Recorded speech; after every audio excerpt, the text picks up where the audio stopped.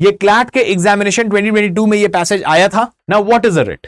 Writ is nothing but a command. क्योंकि हम writ के बारे में बात कर रहे हैं तो मैं आपको वो भी बता दूं कि ये पावर जो है वो सुप्रीम कोर्ट के पास भी है और ये पावर जो है वो हाई कोर्ट के पास भी है। तो ये वाला पार्ट है, there are 5 types of writ. तो you should definitely focus on 4 subjects: law of tort, law of contract, law of crime and constitutional law. Principle अच्छे से समझ लो, पैसेज अच्छे से समझ लो, रोज प्रैक्टिस करो मेरे साथ Monday to Saturday.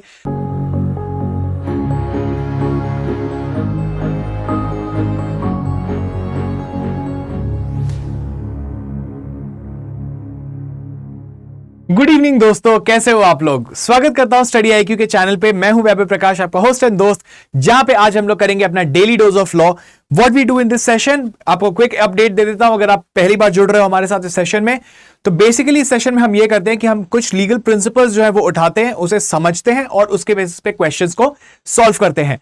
So essentially इससे हमको फायदा क्या होता है कि हमें यह समझ में आता है कि हमें पढ़ना क्या है। और क्योंकि लॉ का सिलेबस जो है वो काफी वास्ट है, तो हम ऐसे भी देखते हैं कि क्या ऐसे टॉपिक्स हैं जिसपे प्रीवियस ईयर्स क्वेश्चंस जो है आपसे पूछे गए हैं, तो उन क्वेश्चंस को जो है हम सॉल्व करते हैं इस पर्टिकुलर सेक्शन में।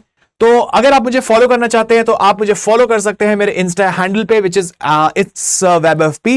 एंड ये सेशन जो है, अगर आप CLAT, AILET, CUET, slate, Maharashtra law CET, कोई भी लॉ एंट्रेंस एग्जामिनेशन दे रहे हैं, चाहे वो क्लैट 2024 में हो या क्लैट 2025 में हो, आपके लिए ये सेशन जो है वो बहुत बहुत बहुत बहुत ज्यादा इंपॉर्टेंट रहने वाला है। सो चलिए स्टार्ट करते हैं। लेकिन स्टार्ट करने से पहले जल्दी से आपको ये भी बता दूं कि हमारा जो टेलीग्राम चैनल है, आपको उसको जरूर सब्सक्राइब करना चाहिए, बिकॉज वहां पे आपको डेली डोज ऑफ अपडेट्स जो है वो मिलते रहते हैं। And we also have a Instagram page which you should definitely follow for more updates. So free practice materials is all that you get here, making sure कि आपको practice के लिए मटीरियल जो है वो कभी कम नहीं पड़े।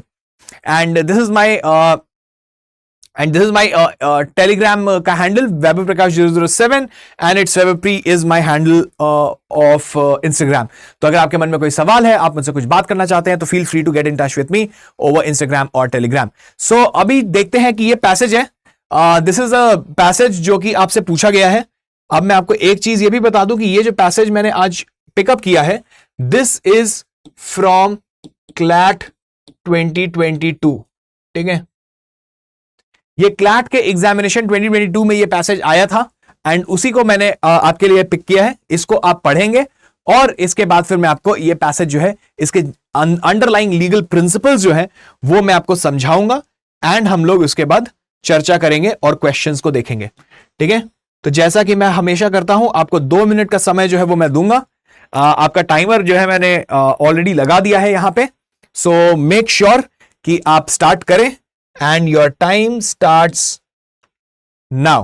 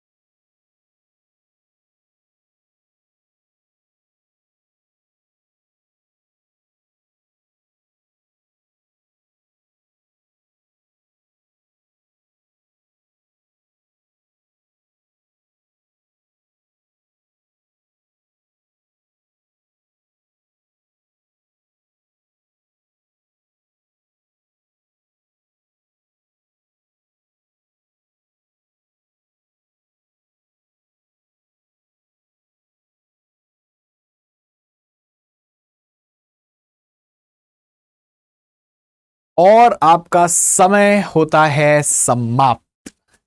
चलिए, तो अब हम लोग चर्चा करेंगे कि क्या है ये इंटायर पैसेज और क्या लीगल प्रिंसिपल्स की बात की जा रही है। तो बिफोर वी बिगिन, ये मैं आपको सबसे पहले दो कैटेगरीज में इसको बांट देता हूं। ये एक तो है ये कॉन्स्टिट्यूशनल लॉ, ये कॉन्स्टिट्यूशनल लॉ का एक पैसेज है, और अगर इसको मैं ऐसे भी बांटूं तो ये काफी इंपॉर्टेंट है, और अगर मैं इसकी डिफिकल्टी लेवल के बेसिस पे इसको कैटेगराइज करूं तो मेरे हिसाब से ये मॉडरेट टू इजी है। ठीक है, so this is a moderate to easy passage from constitutional law, but a very very important topic जिसपे कि आपसे पूछा गया था। Right, now let me begin and start with कि what this passage is talking about. तो सबसे पहले ये बात कर रहा है, ये एक वर्ड यूज किया गया है, writ. Now what is a writ? Writ is nothing but a command. Writ का अगर मैं आपको एक ट्रांसलेशन दूं, इस वर्ड का मीनिंग दूं, तो रिट का मतलब होता है कमांड देना। क्या कमांड देना वो हम आगे समझेंगे। सो अब ये कह रहा है कि रिट जो है वो एक पब्लिक लॉ रेमेडी है, और ये एक फॉर्मल रिटन ऑर्डर है जो कि एक जुडिशियल अथॉरिटी जो है वो देता है किसी इंडिविजुअल को या फिर किसी अथॉरिटी को टू डू और refrain from doing an act. So basically writ is basically a command जो कि एक जुडिशियल अथॉरिटी देती है। ठीक है, तो ये यहां पे याद रखने की चीज है कि this is something which is issued by the judicial authority. ठीक है, नहीं ये अच्छे से नहीं बना यहां पे, तो इसको जरा मैं मिटा देता हूं।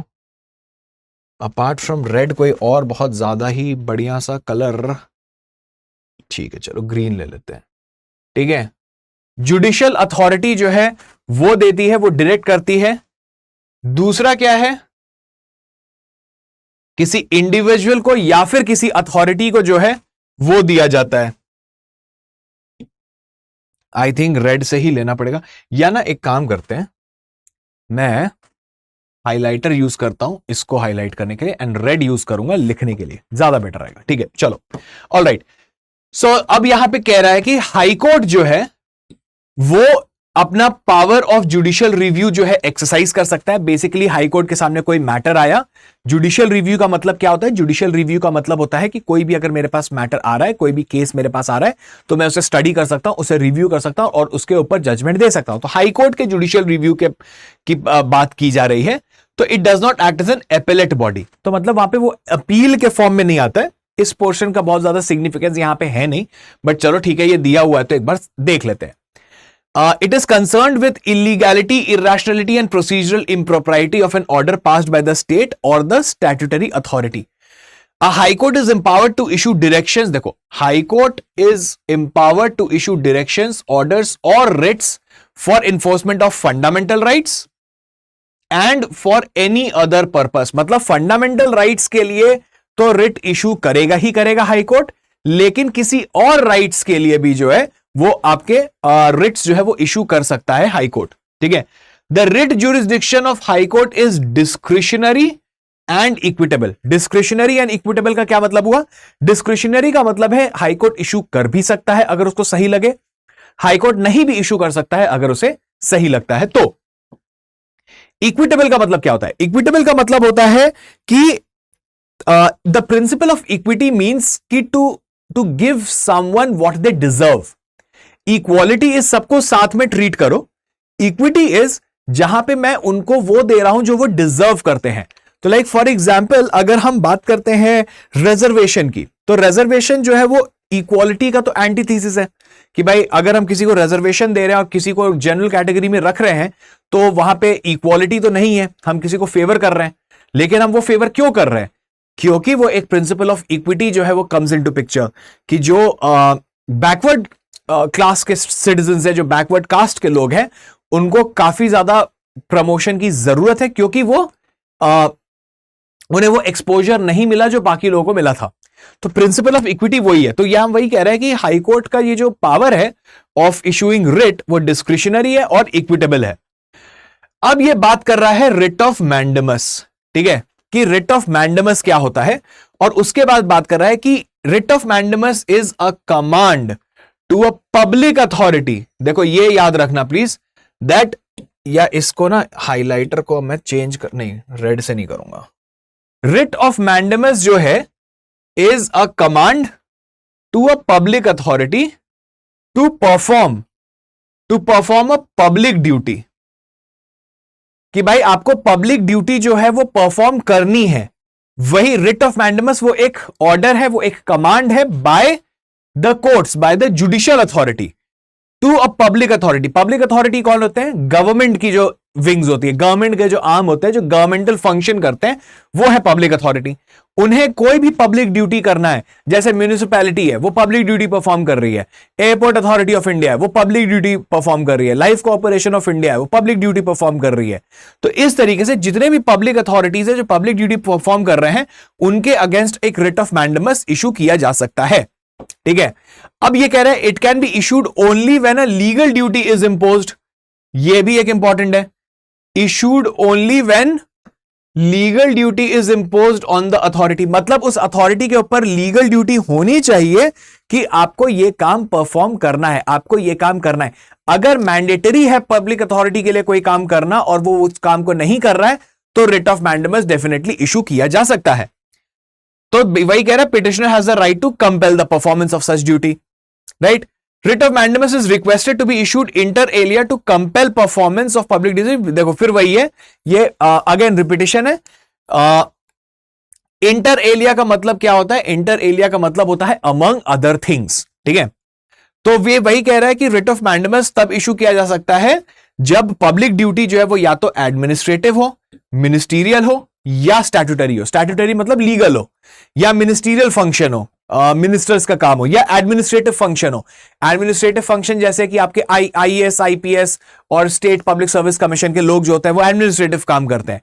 तो इन सभी के अगेंस्ट जो है रिट ऑफ मैंडेमस इशू किया जा सकता है, provided there is a legal duty and provided they are not performing that legal duty, ठीक है।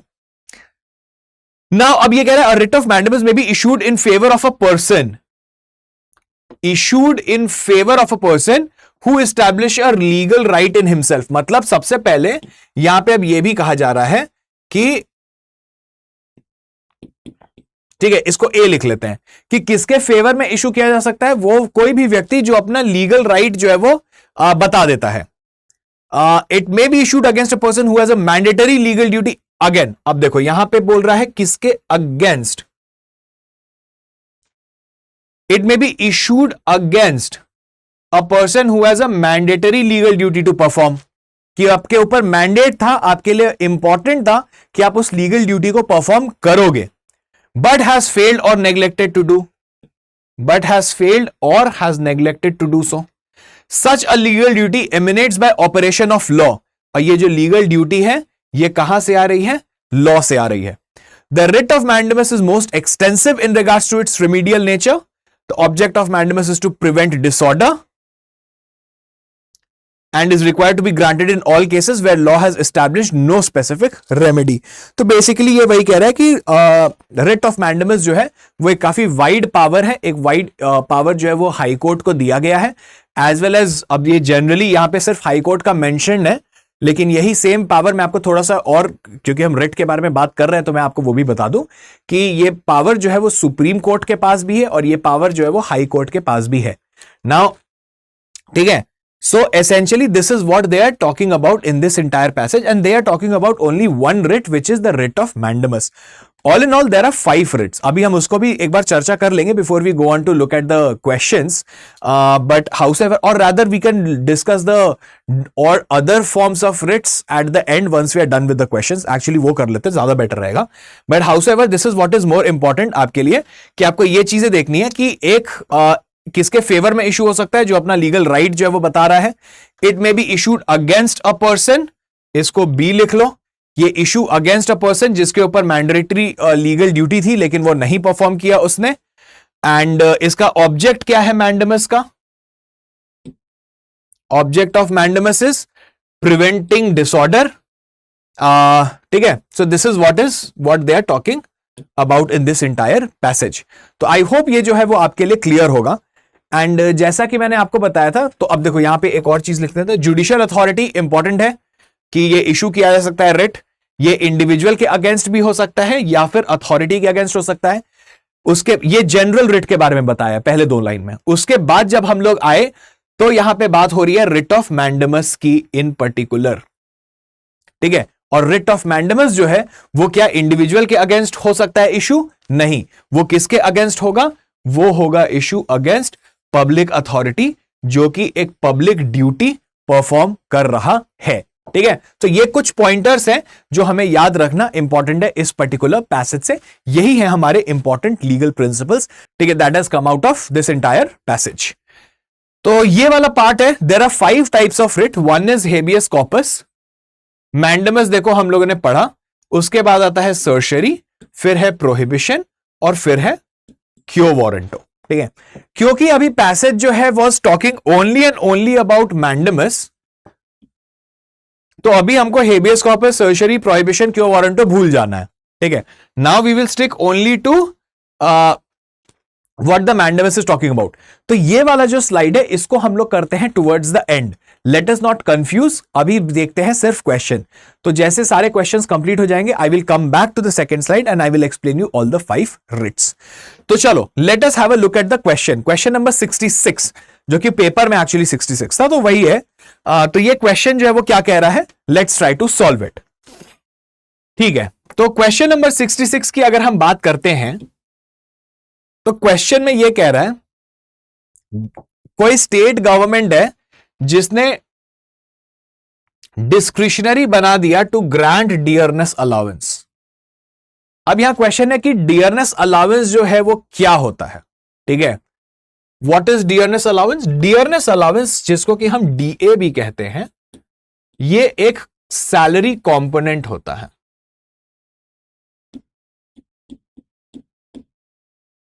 ठीक है। ये आपका एक सैलरी कंपोनेंट होता है। तो सरकारी विभाग में जो लोग काम करते हैं उनके सैलरी स्ट्रक्चर जो आती है वो अलग अलग बाइफर्केशंस में बटी होती है। उसमें से एक होता है DA, which is called as dearness allowance. तो डियरनेस अलाउंस की अगर हम बात करते हैं तो ये एक सैलरी कंपोनेंट है। अब देखो यहां पे फैक्ट में ना हमको दिया हुआ नहीं है कि वेदर दिस डियरनेस अलाउंस जो है वो मैंडेटरी है कि नहीं है, राइट। लेकिन स्टेट गवर्नमेंट ने एक रूल बनाया है कि ये डिस्क्रिशनरी कर दिया गया, ठीक है। तो जब हमने एक रूल बनाया कि ये डिस्क्रिशनरी है, डियरनेस अलाउंस दिया भी जा सकता है, डियरनेस अलाउंस नहीं भी दिया जा सकता है, तो because of the word used discretionary हमको यह पता है कि अब ये हो गया है नॉट मैंडेटरी।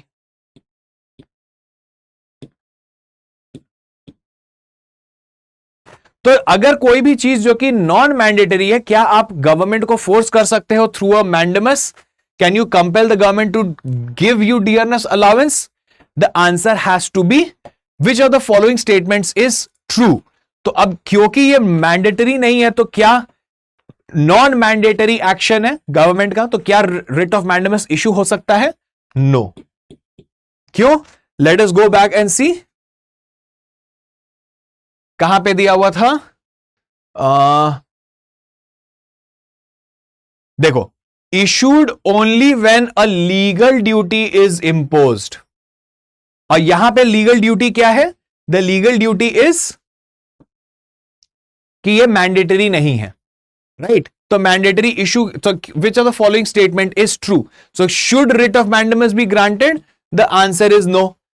तो can not be granted, can not be granted, can be granted, can be granted. तो सी और डी को तो एलिमिनेट कर दो, राइट। तो अब देखते हैं, writ of mandamus can not be granted as no legal duty was imposed on the government to grant dearness allowance. ये देखो, ये अपना सही आंसर बैठ गया, अब ये दिख रहा है, no legal duty was imposed. Can not be granted as statutory right was conferred on the employee to receive dearness allowance. नहीं, अगर ये स्टैट्यूटरी राइट है, अगर ये लीगल राइट है, तब तो आपको देना पड़ेगा, तब तो रिट ऑफ मैंडेमस इशू हो सकता है। तो इसीलिए बी जो है ये दोनों गलत, मतलब ये दो अलग अलग बात कर रहा है। Writ of mandamus can not be granted और उसके बाद ये भी कह रहा है कि स्टैट्यूटरी राइट है, लीगल राइट है। तो ये साथ में नहीं, अगर लीगल राइट है तो मैंडेमस इशू होगा, तो बी एलिमिनेट हो गया। What is my answer? Is option A. Now coming to the next question, let's try and solve this. Okay, so इस पर्टिकुलर क्वेश्चन में यह कह रहा है कि एक रिट पिटिशन जो है वो फाइल की गई है seeking mandamus to compel the government to make a law to curb the ill effects of climate change. ठीक है, देखो ये जो है ये है आपका एक इमोशनल ट्रैप क्वेश्चन।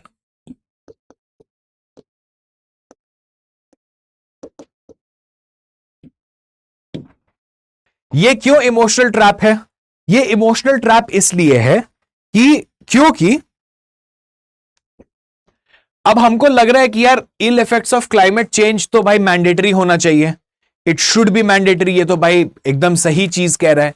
लेकिन अगर आपने कॉन्स्टिट्यूशन संविधान थोड़ा सा पढ़ा है, और इसीलिए मैं कहता हूं कि कुछ बेसिक कॉन्सेप्ट्स है, कुछ बेसिक लॉज है जो पढ़ना इंपॉर्टेंट है, तो अगर इसी के लिए मैं आपको फिर से बोलूंगा कि अगर आपकी पढ़ाई आपने ठीक से नहीं शुरू की है या आप अभी शुरू कर रहे हो, तो you should definitely focus on 4 subjects: law of tort, law of contract, law of crime and constitutional law. ये 4 लॉज जो है वो बेसिक तो आपको डेफिनेटली अच्छे से पता होने चाहिए। और अगर आपको इसको अच्छे से पढ़ना है तो आप स्टडी आईक्यू का एक स्मार्ट कोर्स है, आप उसे खरीद सकते हैं, जो कि मैं आपको एंड में उसके बारे में बताऊंगा भी। उसमें आपको ये सभी जो है वो टॉपिक्स पढ़ाए गए हैं, एक्सप्लेन किए गए हैं, ताकि आपको ये सारी चीजें जो है वो काफी अच्छे से पहले से क्लियर रहे। नाउ अगर हम बात करते हैं directive principles of state policy की, तो directive principle of state policy definitely बात करता है क्लाइमेट चेंज के ऊपर लॉज को बनाने की। लेकिन हम कॉन्स्टिट्यूशन में यह भी पढ़े कि directive principles of state policy जो है वो नॉन एनफोर्सिएबल होता है। मतलब कि आप फोर्स नहीं कर सकते गवर्नमेंट को डीपीएसपी के किसी भी सब्जेक्ट के ऊपर काम करने के लिए, आप उनको कमांड नहीं कर सकते, उन्हें जब करना होगा वो कर लेंगे।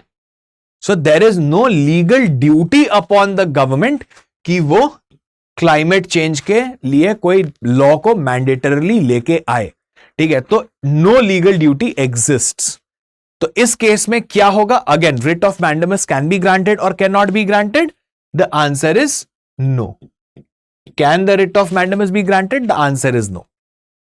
तो कैन बी ग्रांटेड एलिमिनेट कर दो, कैन नॉट बी ग्रांटेड ठीक है, कैन बी ग्रांटेड एलिमिनेट कर दो, कैन नॉट बी ग्रांटेड, मतलब फिर से 2 बच ही गया अपने पास।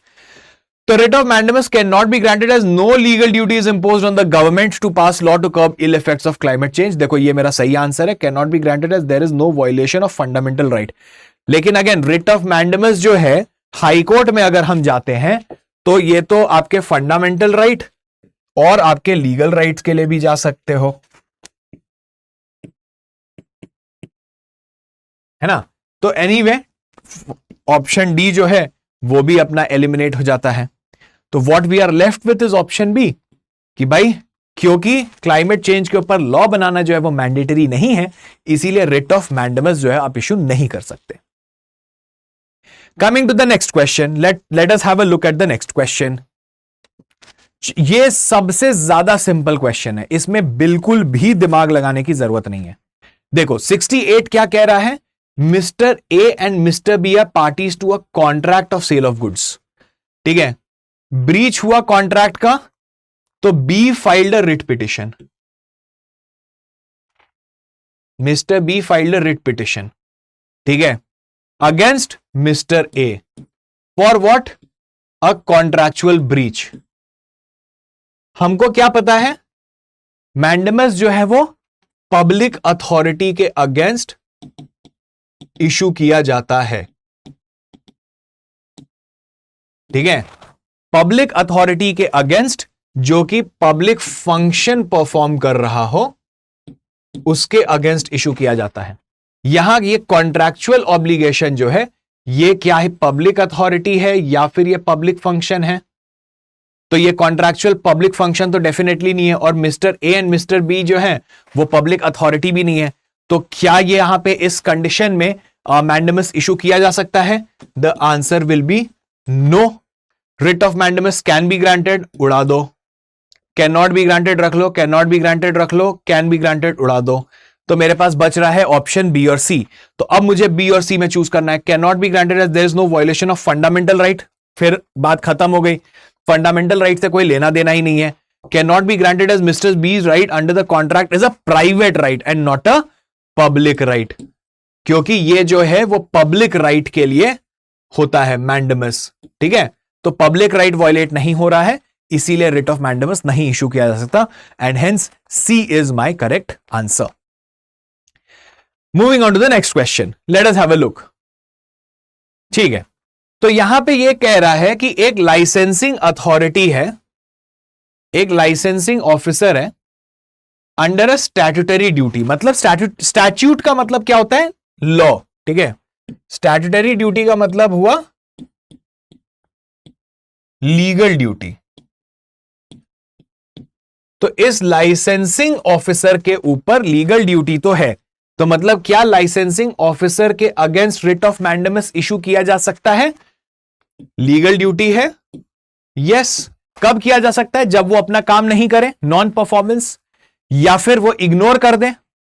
तो अब यहां पे क्या हो रहा है? Mister x and applicant fulfilled all the conditions prescribed, all the conditions prescribed for the issuance of such license, but his application was rejected by the licensing officer. क्यों भैया, क्यों रिजेक्ट किए मेरा तुम, है ना? His application was rejected by the licensing officer. In the given situation, which of the following is correct? तो इस केस में क्या मैंडेमस इशू किया जा सकता है? The answer is yes. क्यों कर सकते हैं? सारे एप्लीकेशन के जितने भी प्रोसेस थे, जो कंडीशंस थे, वो उसने फुलफिल कर दिए। उसके बाद भी एक लीगल ड्यूटी थी लाइसेंसिंग ऑफिसर के पास, जिसने उस अपने लीगल ड्यूटी को ठीक से नहीं फुलफिल किया। तो क्या मैं उसको कंपेल कर सकता हूं? The answer has to be yes.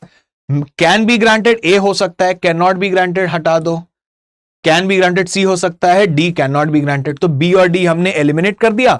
अब चूज करना है ए और सी के बीच में। ए कह रहा है can be granted compelling the licence officer to issue the licence, can be granted as it is the discretion of the licensing officer to grant. देखो, अब ए भी बहुत अच्छे से एक्सप्लेन नहीं कर रहा, और सी जो है वो मेरे को एक गलती बस ये दिखा दे रहा है कि यहां पे वर्ड यूज्ड है डिस्क्रिप्शन, लेकिन यहां पे लाइसेंसिंग ऑफिसर के पास डिस्क्रिप्शन नहीं है। अगर वो सारे मतलब अगर वो फुलफिल कर रहा है सारे कंडीशंस को, then there is a legal duty to issue a license. Who fulfills all the conditions? There's a legal duty to issue a license who fulfills all the conditions. तो ये डिस्क्रिप्शन नहीं है कि मेरा मन करेगा तो मैं करूंगा, दूंगा लाइसेंस, नहीं मन करेगा तो नहीं दूंगा लाइसेंस। ऐसा नहीं कर सकते, ये मैंडेटरी है। तो इसीलिए सी जो है ये गलत हो गया अपना। सी जो है वो गलत हो गया क्योंकि ये कह रहा है डिस्क्रिशनरी है। What is left is option A, which is my correct answer. Now let us come to the next question. Which of the following statement is incorrect? अब देखो, इसमें फैक्चुअल कुछ दिया ही नहीं है। अब ये जो है ये तुमसे बोल रहा है on the basis of principles, जो तुमने पैसेज में पढ़ा था, ठीक है। तो जो हमने पैसेज में प्रिंसिपल्स पढ़े थे उसके बेसिस पे हमको फाइनली इसको डिसाइड करना है। Late us have a look eight कि क्या सही है नहीं है। रिट ऑफ मैंडेमस में be issued in favour of a person who establishes existence of a legal right. ये तो सही है, इसको मैं यहां पे लिख देता हूं ऐसे, क्योंकि वो कहा था ना किसके फेवर में इशू हो सकता है, जो एस्टैब्लिश करे अपना existence of legal right. May be issued against a person or authority who has a mandatory duty to perform but has failed or neglected to do so. ये भी करेक्ट है कि भाई उन लोगों के ऊपर जिनके ऊपर एक ड्यूटी है, कोई पर्सन या अथॉरिटी जिनके ऊपर मैंडेटरी ड्यूटी है कि उनको कोई काम करना है, तो यह भी सही है। Mandamus is purported to prevent disorder emanating from failure of justice. यह भी सही है। देखो कैसे, चलो मैं तुमको दिखा देता हूं जहां पे हम लोगों ने वो पढ़ा था। देखो ये वाला पोर्शन जहां मैं ए बी लिखा हूं ना, देखो ये वाला पोर्शन है। ए कह रहा है mandamus can be issued or may be issued in favour of a person जो अपना legal right in himself establish कर दे। May be issued against a person who has a mandatory legal duty to perform. So A और B दोनों सही हो गया। Legal duty, एक मिनट, हाँ, object of mandamus is to prevent disorder emanating from failure of justice, ये option C हो गया। ओ देखो, मेरा ABC लिखना ही फायदेमंद हो गया मैं 1 2 ऊपर लिखा था तो मैंने सोचा नीचे ए भी लिख देता हूं। अब देखो वो एक्चुअली 5th क्वेश्चन के हिसाब से ही बैठ गया। सो ABC जो है ये अपना, ये तीनों जो है वो करेक्ट है। तो अब जो चौथा बचा वो इनकरेक्ट ही होगा, तो मैं क्यों इसके ऊपर ज्यादा दिमाग लगाऊं। अगर मेरे 3 ऑप्शन मेरे को पूछा है कि विच of the following is incorrect, ठीक है, तो मेरा A करेक्ट है, B करेक्ट है, C करेक्ट है, तो इट मींस कि मेरा D जो है वो इनकरेक्ट है। So what is the answer to question number 70 is option D. मेरे को डी पढ़ने की जरूरत नहीं है, ABC मेरे को पता था सही है, डी को छोड़ो, मेरा वही आंसर है, मार्क करो, आगे बढ़ जाओ। And that my dear friends is how you make it easy your legal reasoning. Principle अच्छे से समझ लो, पैसेज अच्छे से समझ लो, रोज प्रैक्टिस करो मेरे साथ Monday to Saturday. Slowly and gradually तुम्हारी जो अंडरस्टैंडिंग है लॉ की वो बेटर होती चली जाएगी, और जब तुम एग्जाम लिखना शुरू करोगे तब तुमको रियलाइज होगा कि हां, तुम काफी ज्यादा बेटर इस तरीके से आंसर्स को एलिमिनेट, ऑप्शंस को एलिमिनेट करते हुए सॉल्व कर पा रहे हो, जिसके की कारण तुम काफी बढ़िया परफॉर्म करोगे। तो जैसा कि मैंने आपको पहले भी बताया था कि एक बार हम फटाफट, अब जब रिट की बात कर ही रहे हैं तो मैंडेमस हमने कर लिया, तो यार बाकियों को भी जल्दी से देख लेते हैं। हेबियस कॉर्पस का मतलब होता है, इसका literal meaning of the word होता है you may have the body, मतलब किसी की फिजिकल बॉडी जो है वो प्रोड्यूस करो कोर्ट में। अब वो लिविंग बॉडी भी हो सकती है या डेड बॉडी भी हो सकती है, ठीक है। तो it is to release a person जिसको कि अनलॉफुली डिटेन कर लिया गया है प्रिजन में या फिर प्रिवेंटिव कस्टडी में या प्राइवेट कस्टडी में। तो जब आपको गलत तरीके से अरेस्ट कर लिया जाता है, तो ऐसे केसेस में आप हेबियस कॉर्पस का रिट जो है वो फाइल करते हो, और कोर्ट जो है वो आपको पहले बुलाता है अपने सामने, आपकी बात सुनता है, फिर उसको लगता है कि अगर ठीक है आपको कस्टडी में भेजना है तो भेज देता है, नहीं तो आपको बेल पे छोड़ देता है। सर्शरी का मतलब होता है टू बी सर्टिफाइड। तो ये क्या होता है, it is to quash the order जो कि ऑलरेडी पास किया गया है by an inferior court, tribunal और quasi judicial authority. So certiorari जो है वो किसी लोअर कोर्ट्स जो होते हैं उनके ऑर्डर को क्वॉश करने के लिए एक रिट जो है वो इशू किया जाता है। प्रोहिबिशन का मतलब होता है किसी इंफीरियर कोर्ट को प्रोहिबिट करना, रोकना, कि आप इस लीगल प्रोसीडिंग को आगे नहीं बढ़ा सकते क्योंकि आपके पास पावर नहीं है, आपके पास ज्यूरिसडिक्शन नहीं है।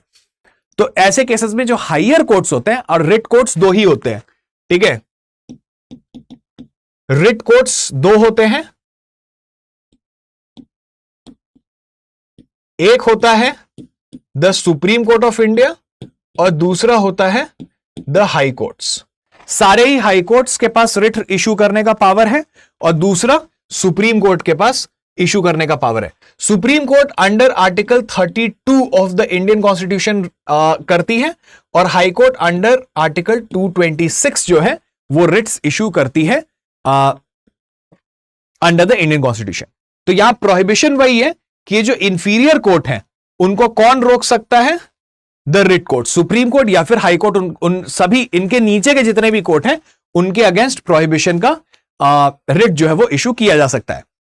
उसके बाद आता है क्यो वारंटो। क्यो वारंटो का मतलब होता है बाय व्हाट अथॉरिटी और व्हाट इज योर अथॉरिटी। तो बेसिकली कोई भी पब्लिक ऑफिस को अगर चैलेंज करना है तो आप एक रिट ऑफ क्यो वारंटो फाइल करोगे। जैसे पब्लिक ऑफिस का मतलब होता है कोई गवर्नमेंट पोस्ट, उसकी कुछ एलिजिबिलिटी क्राइटेरिया होती है।